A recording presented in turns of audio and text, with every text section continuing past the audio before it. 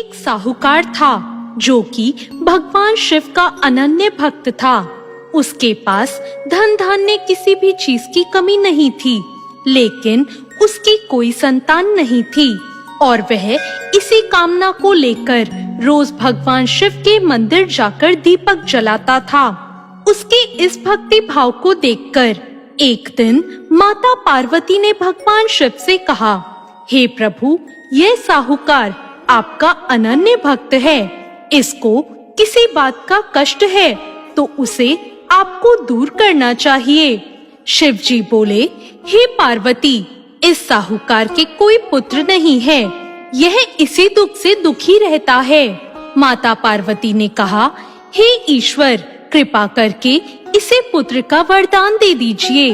तब भोलेनाथ ने कहा, हे पार्वती, साहूकार के भाग्य में पुत्र का योग नहीं है। ऐसे में अगर इसे पुत्र प्राप्ति का वरदान मिल भी गया तो वह केवल 12 वर्ष की आयु तक ही जीवित रहेगा। यह सुनने के बाद भी माता पार्वती ने कहा, हे प्रभु, आपको इस साहूकार को पुत्र वरदान देना ही होगा, नहीं तो आपके भक्त आपकी पूजा सेवा क्यों करेंगे। माता पार्वती के बार बार कहने पर भोलेनाथ ने साहूकार को पुत्र का वरदान दे दिया, लेकिन यह भी कहा कि वो केवल 12 वर्ष तक जीवित रहेगा। साहूकार यह सारी बातें सुन रहा था, इसलिए यह सुनकर उसे ना तो खुशी हुई और ना ही दुख। वो पहले की तरह भोलेनाथ की पूजा अर्चना करता रहा और उधर सेठानी गर्भवती हो गई और 9वें महीने में उसे एक सुंदर बालक की प्राप्ति हुई। परिवार में खूब हर्षो उल्लास मनाया गया, लेकिन साहूकार पहले की तरह ही रहा और उसने बालक की 12 वर्ष की आयु का जिक्र किसी से नहीं किया। जब साहूकार का बालक 11 वर्ष की आयु का हो गया तो एक दिन सेठानी ने उस बालक के विवाह के लिए कहा, तो साहूकार ने कहा कि वो अभी बालक को पढ़ने के लिए काशी भेजेगा।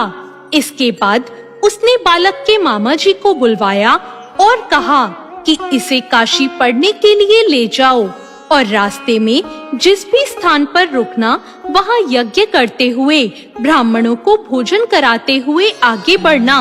लड़के के मामा इसी तरह ऐसा करते हुए आगे बढ़ने लगे।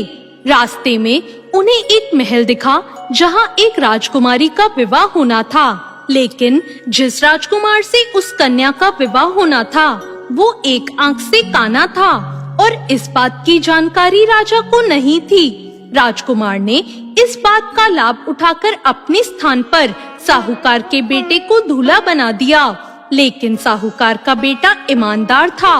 उसने अवसर का लाभ तो उठाया, लेकिन राजकुमारी के दुपट्टे पर लिख दिया कि तुम मुझसे शादी कर चुकी हो और जिस राजकुमार के साथ तुम्हें भेजा जाएगा वो एक आंख वाला यानी काना है और मैं काशी पढ़ने जा रहा हूँ।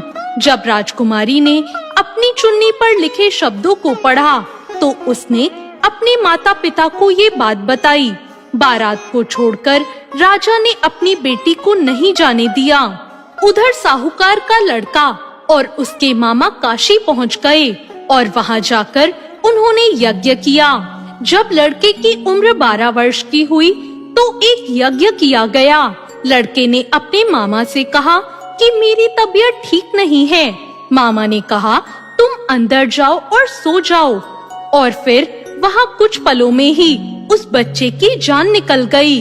मृत भांजे को देखकर उसके मामा अंदर आए और उन्होंने अपने मृत भांजे को देखा और विलाप करने लगे। संयोग से उस समय शिव जी और पार्वती जी वहाँ से जा रहे थे। पार्वती जी ने भगवान से कहा, प्राणनाथ, मैं इसकी पुकार को सहन नहीं कर सकती, आप इस व्यक्ति की पीड़ा को दूर करिए। जब शिव जी उस मरे हुए लड़के के पास पहुँचे तो उन्होंने कहा, यह उसी साहूकार का बेटा है जिसे मैंने 12 साल की उम्र का वरदान दिया था। अब इसकी उम्र खत्म हो गई है।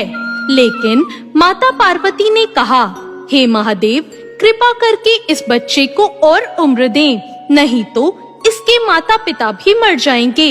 माता पार्वती के अनुरोध पर भगवान शिव ने लड़के को जीवित रहने का वरदान दे दिया। शिव जी की कृपा से वो बालक जीवित हो गया। शिक्षा समाप्त करके जब वो लड़का अपने मामा के साथ अपने नगर लौट रहा था, तो दोनों चलते हुए उसी नगर में पहुँचे जहाँ उसका विवाह राजकुमारी के साथ हुआ था। उस नगर में भी उसने यज्ञ का आयोजन किया और नगर के राजा ने तुरंत उसे पहचान लिया। यज्ञ समाप्त होने पर राजा व्यापारी के बेटे और उसके मामा को महल ले आए और उन्हें बहुत सा धन और वस्त्र देकर राजकुमारी के साथ विदा कर दिया। लड़का और उसके मामा जब अपने नगर में पहुँचे तो नगर में पहुँचते ही एक दूत को भेजकर अपने आने की सूचना दी। बेटे के जीवित वापस लौटने पर सूचना पाकर व्यापारी बहुत प्रसन्न हुआ। व्यापारी और उसकी पत्नी ने स्वयं को एक कमरे में बंद कर रखा था। भूखे प्यासे रहकर वो दोनों अपने बेटे की प्रतीक्षा कर रहे थे। उन्होंने प्रतिज्ञा कर रखी थी कि यदि उन्हें अपने बेटे की मृत्यु का समाचार मिला तो वो दोनों भी अपने प्राण त्याग देंगे। व्यापारी अपनी पत्नी के साथ नगर के द्वार पर पहुंचा।